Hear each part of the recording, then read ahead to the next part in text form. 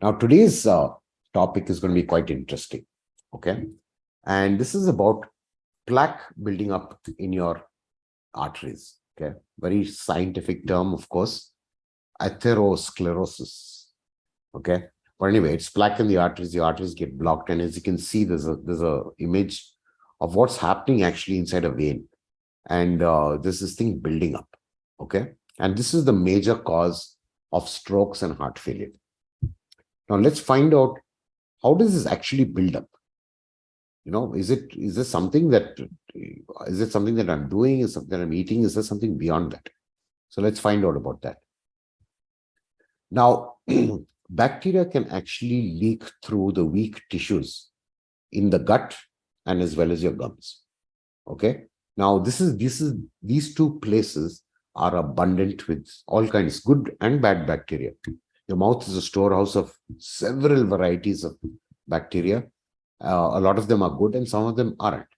Okay. Likewise, even in the gut, there's good and bad bacteria. So what happens is sometimes they have a transference. Sometimes they can actually enter. And they can enter is through these tissues and get into your bloodstream. And that's when, the whole tale starts after that. So the microbes, once they get into your blood, and they'll form these colonies. And the colonies will build a kind of a protective wall around it. And it'll grab the calcium that's in your blood and they'll build a nice hive. So they'll be hiding inside that. Okay. And these hives will be floating around in your blood nicely. And it starts to attach itself. Okay. Now, if your veins were completely smooth, usually these things won't get stuck. But sometimes what happens is you get lesions in your vein for various reasons. And this, the calcium that's flowing will just suddenly just get stuck and it'll build up over there. Okay. So what happens next is you have a protein and a cholesterol getting into the LDL, as you know, it creates a biofilm. Okay. And now that actually is the one that's really sticky and sticks to the veins. Okay. Yeah, scary stuff, I know. So that typically caused a lot of people who have a very high sugar, high carb diet and a lot of bad oils. Okay, now we did discuss what are good oils and bad oils, industrial seed oil, margarine, or fake butters. These are not good oils. Okay, and these all combine together and they start to oxidize the walls of your veins. Okay. And so you start getting these lesions and small gaps there where actually bacteria can leak in and they form pits and they make your veins rough. Okay. So what happens is the body wants to repair itself, right? So the LDL and the protein will come together and will try to kind of patch it. Like you go to your puncture shop and the guy will come and put something on it. So this is what happens. The body does the same thing too. Okay. It forms a patch to seal it. And of course, as a curative effect, there will be a kind of a blood clot around it, or a thrombotic, area. So as you can see in that nice little picture there, you see all the red blood cells going around it and trying to repair things. Okay. So you can see that's how it starts to build up and it starts to narrow your vein wall. Okay. It takes a long time. And a lot of it is definitely caused by bacteria and viruses that actually start to puncture your veins and things like that. And there are things like oxidative stress, oxidation. So a lot of things are there. I mean, the environment is quite harsh. Okay. And we're under attack every single day, every single minute. So how can we stop? Can we reverse this? Can we prevent this from happening? Now, is there any food that I can eat? I mean, now everybody say, okay, this sounds like a colossal problem, or it's like creating a new road or repairing the thousands of potholes that we see. What do we do? Can food actually do something about this? I mean, so first, let's get into a little bit of the science that is involved here. Now, if you've gone through the curriculum, or if you're aware of what K2 is, okay, it's a vitamin, it's a part of the vitamins. Now, one good role of the K2 vitamin is that it moves calcium into the bone. Now, if you don't have enough K2 in your diet, what happens is the calcium will slip into your blood and it won't really get into the bone. So K2 is really important to have in your diet so that the calcium can get into your bone and you won't have enough of these free floating calcium particles in your blood so that the microbes can create their little houses. Okay. Now, vitamin C will also prevent bacteria from leaking in your gums and then in your gut. So vitamin C is kind of important.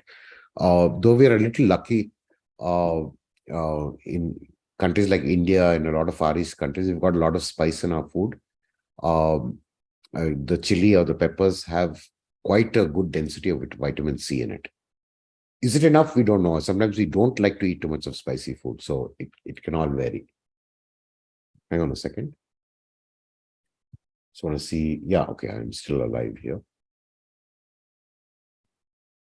Now, vitamin E, of course, prevents any lesions from forming in the artery wall.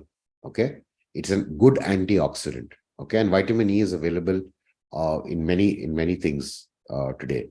And as you know, it's rich in omega-3. Now, omega-3 is one of the most important factors, what we call really a very essential fat to have in your body. And if you don't have it, it's going to cause problems. So the vitamin E will keep that endothelium in the vein wall from breaking down. So it's a good kind of a defense barrier. It actually prevents things from getting any worse. And it also will help in repairing what's already done. So now coming into some food, okay. Now, there is a thing called sauerkraut, okay. Sounds very German, and I know it sounds quite interesting, but it's extremely simple to make. But to remind you that it is very, very high in K2 and it is loaded with vitamin C. Okay. So how do you actually make it? It's very simple. You just chop a regular cabbage, chop it down to as thin as you can. If you want to grate it or make it really, really thin, wiry, you can even do that. Take a grater and just run it. And all you have to do is put it into a glass jar. Okay. Now it has to be a glass jar, not plastic or metal, because it will react. So what you do is you just chop it extremely finely, or you use a food processor, use a grater, and you fill up a bottle and you close it down. Okay. And like how you'd ferment yogurt or curd, just keep it away for a couple of days in that container and it will start to sour. Now, depending on how hot or cold it is, you can keep it to ferment for probably 2 or 3 days or up to 5 days.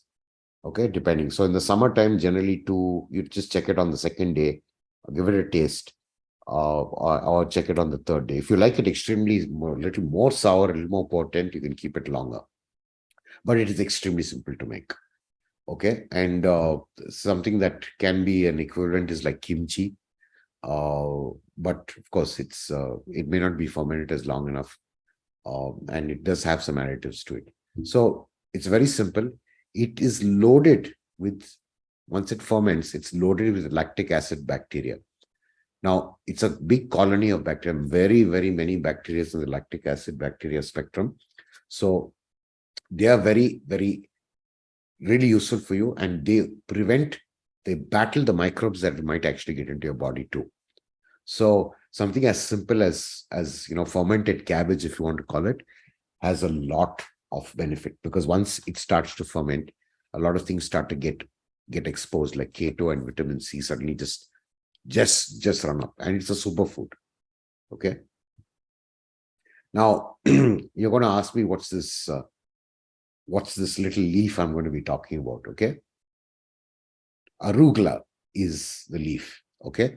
Now it's not very commonly available, but if you just do a Google search, you will find that there are people who actually sell this stuff online, okay, all over the world, including the city that you live in. So all you do is just look for arugula, and you'll get what they grow it through hydroponics.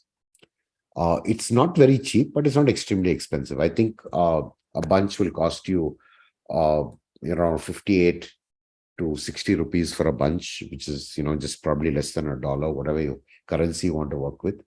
And what's so great about this particular leaf is that it's very good for the liver.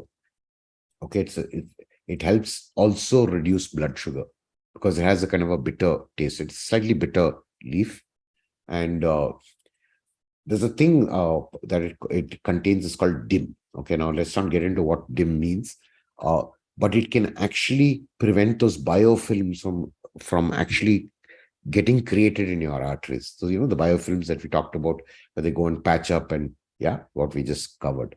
So they actually attack the biofilms directly, and they can reduce it. It's extremely high in fiber, and we know why fiber is extremely important for us, and it's so good for your gut.